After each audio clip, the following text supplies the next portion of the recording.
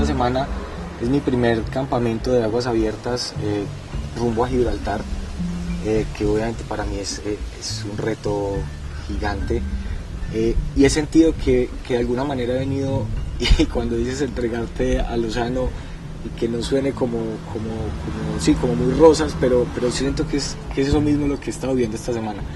Como que siento que vine a pedirle permiso. O sea, vine acá y cada vez que lo tengo al frente y tengo un minuto, simplemente le muestro como ese respeto.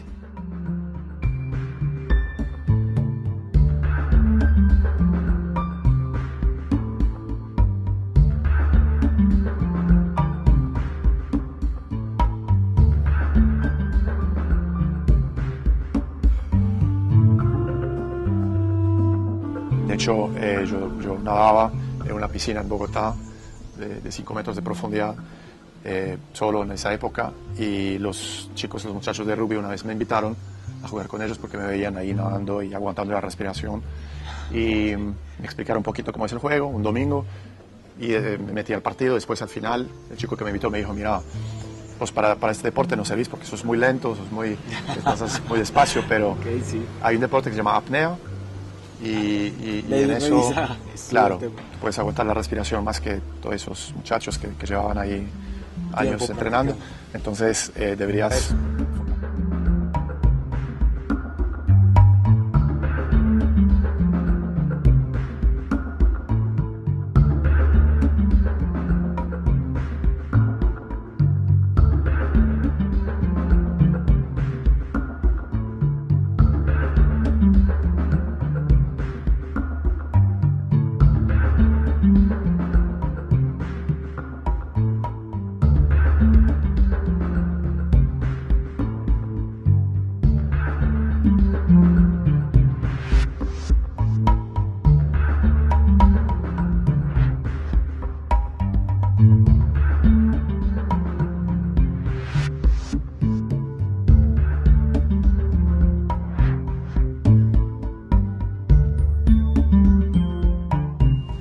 Que esta es una disciplina donde tratas de tener tu mente lo más tranquila posible, porque son unos instantes en los que está todo en juego, pero cuando por ejemplo nosotros tenemos carreras, te decía, son 10 horas, 15 horas, tienes como una montaña rusa, y tienes tiempo para estar en todos los estados de ánimo. Vas a tener momentos de euforia, vas a tener momentos de crisis, vas a tener momentos, bueno, en fin, todo te va a pasar por la cabeza. Aquí sentía cuando estaba en los ascensos, en esos últimos metros, que a pesar de que me decías no mires para arriba, siempre mantén la mirada, uno ve la tendencia natural a tratar de ver qué tan lejos está, y se ve bastante lejos, y empieza la cabeza a decirte cosas: bueno, si vas a llegar, usa más tus pies para que subas más rápido, y la cabeza es la que de alguna u otra forma te genera el mismo ruido que hace que el objetivo se vuelva un poco más difuso y tengas como todas esas situaciones en contra y adversas. Cuando yo, por ejemplo, escojo una carrera, pues yo no tengo esa trayectoria deportista ni de alto rendimiento profesional. A mí me gusta escoger las carreras donde sé que voy a llegar casi que de último. ¿Por qué? Porque entre más atrás, digamos, que estoy en la teoría frente al reto que voy a enfrentar, quiere decir que es más significativo y más el esfuerzo que voy a tener que hacer. Esto me pregunta, bueno, ¿y qué es un Ultraman?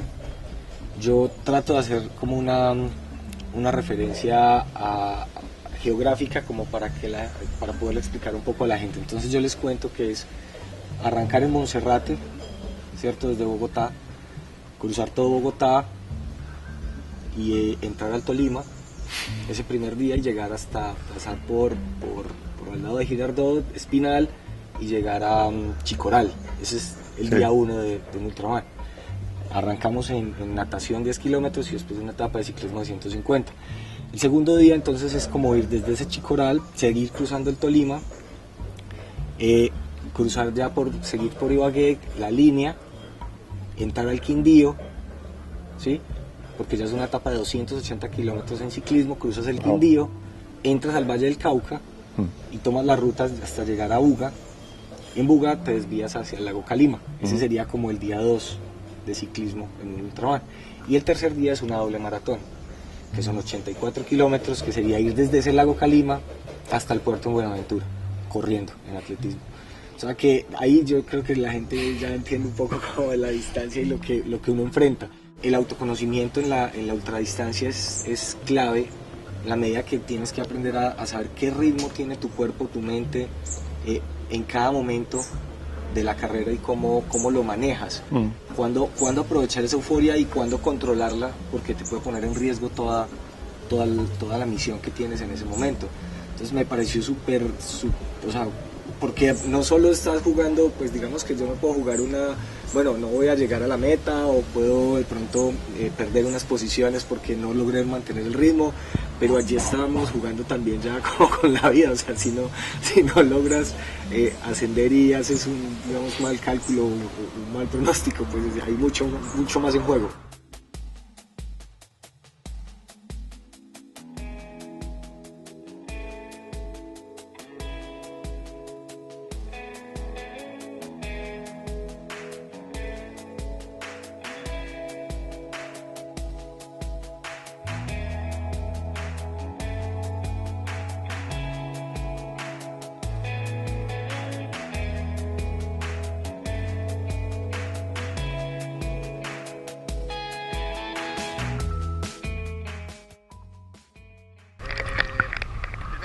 Bueno, estamos en el mar ahí, estamos a mitad de la nada, entonces hay que siempre agarrarse de algo, porque ahí estás nadando contra la corriente y eso gasta un montón de energía y de oxígeno. Entonces mejor siempre estar golpeado por ejemplo, dos bolas, hay cuerda,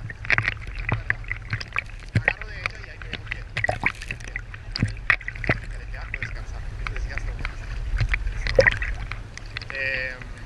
Vamos a hacer unas inmersiones para calentar los oídos, probar cómo estamos y para relajar un poco el metabolismo, porque acuérdate que es una disciplina también de mucha relajación, mucha tranquilidad.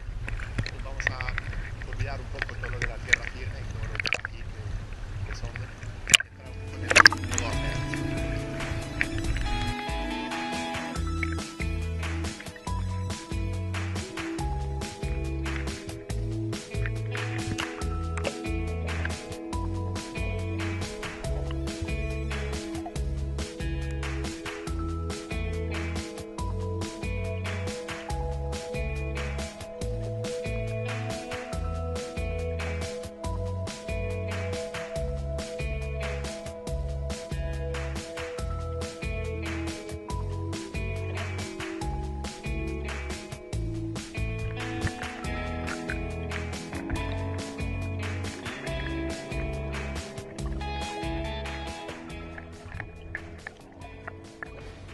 Bueno, no, Walid, después de esta primera experiencia, algo que me pareció bien interesante es que es una disciplina como muy íntima.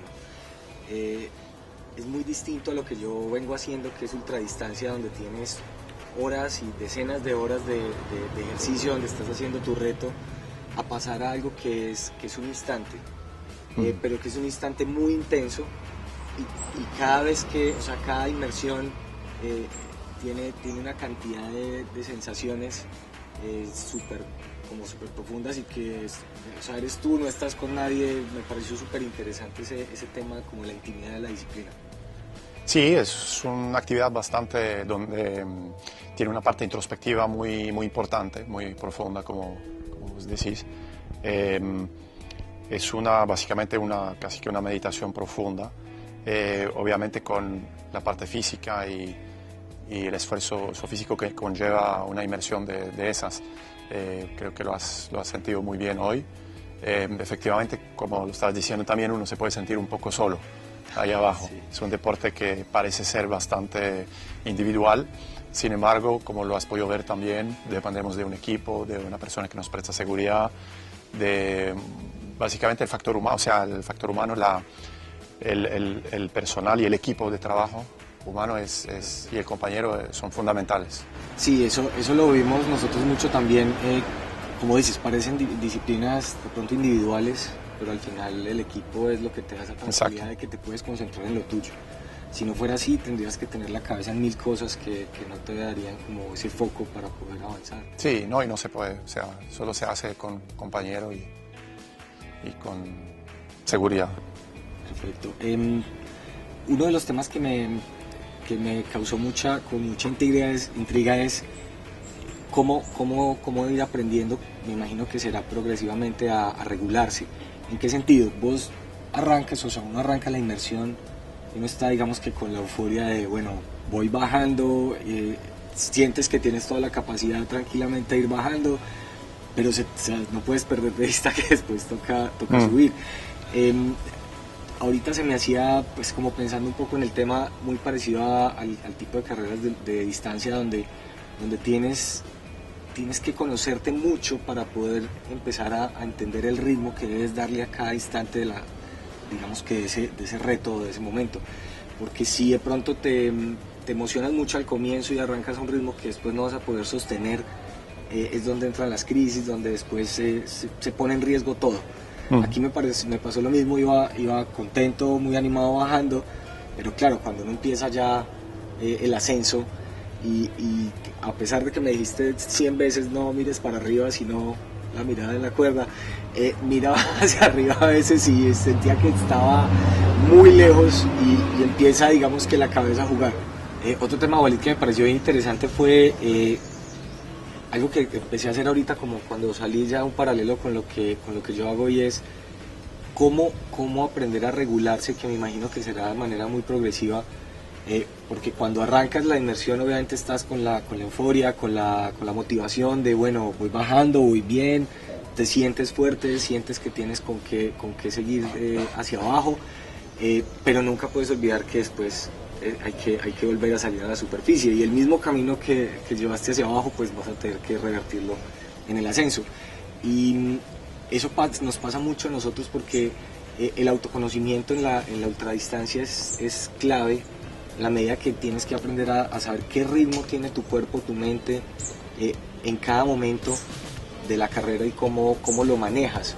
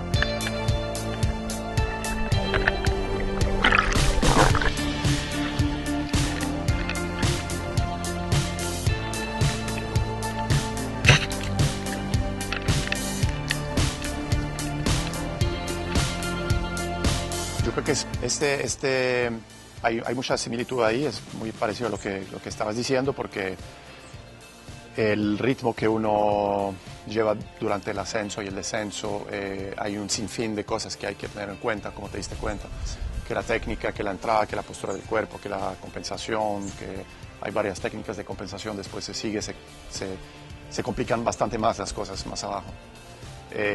Hay detalles muy sensibles, muy pequeños, que si uno no los toma en cuenta puede efectivamente arriesgar su salud. Pero eso realmente yo diría que va como en piloto automático, por así decirlo. O sea, yo realmente en ningún momento pienso, por así decirlo, saco mi cerebro, en controlar el ritmo. Son cosas que con tanta repetición, tanta práctica, tanta visualización también, las herramientas que usamos para trabajar un poco la parte mental, se vuelven automáticas y el cuerpo como que sabe qué hacer. Exactamente, porque es muy difícil, o sea, es casi imposible controlar la mente. Digamos que lo ideal sería no pensar en nada, en nuestro caso, por ejemplo, que... Ir en blanco sería el estado. Claro, porque fíjate que el cerebro consume alrededor del 20% del oxígeno del cuerpo. eso es un montón que se desgasta. Si pudiésemos economizar, ahorrar en esta cantidad de oxígeno, pues sería mucho mejor. Sin embargo, es casi imposible, muy pocos lo logran. En mi caso, tengo una rutina de trabajo mental, digamos, que yo utilizo antes, mientras, después de la inmersión, para no tener esas dudas, como estás mencionando, para no tener que pensar siquiera.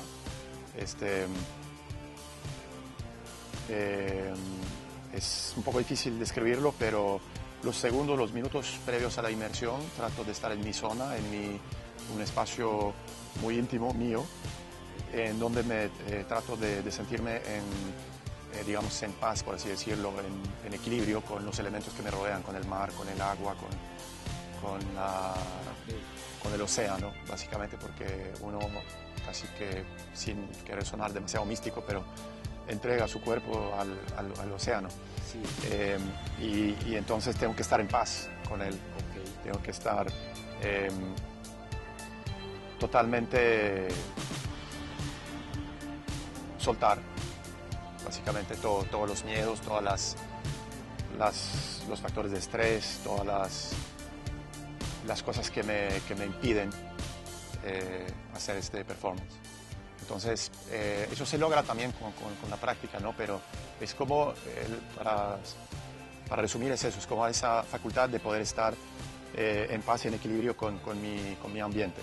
También las personas que me rodean me ayudan mucho, o sea, a mí me gusta hacer unas inmersiones rodeado de mis amigos, de un equipo que conozco, en el que confío, y eso me ayuda bastante a soltarme. También la parte de seguridad, pues yo sé que me puedo olvidar de todo, porque si uno está pensando en que puede salir algo mal, ahí obviamente no funciona para nada. Primero que todo, debo tener al 100% la seguridad de que nada va a salir mal, o al menos todos los riesgos están cubiertos. Y ya después me puedo, como te digo, entregarme, relajarme, soltarme, abandonarme. Y ya después uno empieza la rutina de la respiración, y eso, todo el resto va como una cosa lleva a la otra. Eso que ya tienes en la... Exactamente. También nuestra actividad, más que nada cuando uno empieza a enfrentarse a la presión. Sí. O sea, bueno, ya viste los primeros síntomas de la presión, Sí, las primeras sí. consecuencias de la presión, que son el dolor en los oídos, cosas por el estilo. Pero a medida que vamos bajando, esa presión se va a hacer obviamente más fuerte y los problemas se van complicando. Hay otros problemas mucho más serios que pueden ocurrir en el cuerpo, que pueden poner en riesgo la salud. Entonces, para manejar eso, uno no puede resistir esa fuerza infinita, que es la presión. Fíjate, a más de 100 metros estamos a más de 11 atmósferas de presión. Es una fuerza fenomenal sobre el pulmón, sobre la tráquea. Sí, que es muy frágil, igual el cuerpo. Exactamente. El cuerpo humano pues no está hecho para eso, obviamente, no es un ambiente natural para nosotros. Entonces, es muy importante ahí desarrollar unas herramientas, unas técnicas para poder no controlar ni resistir esos factores de estrés, que son la presión, sino adaptarse, aclimatarse, amoldarse a la presión. Es como, bueno, hay una similitud de pronto en artes marciales. No sé quién dijo una vez que uno tiene que ser el bambú y no el árbol. O sea, el bambú que se adapta, se flexible con el viento. En cambio, el árbol, si el viento ya pues se resiste, pero si el viento es muy fuerte, se rompe. Y bueno, pasa algo muy, muy similar en la apnea. Uno tiene que tener esa capacidad de aclimatarse. La primera, creo, facultad, o sea, cualidad de un apneísta, creo que es la flexibilidad. Y la flexibilidad va en varios niveles. Puede ser la flexibilidad obviamente física, de los músculos, etc. La flexibilidad de los músculos respiratorios, o sea, del pulmón, esa capacidad de poder adaptarse a esa presión, como te estaba diciendo. Y obviamente la flexibilidad mental.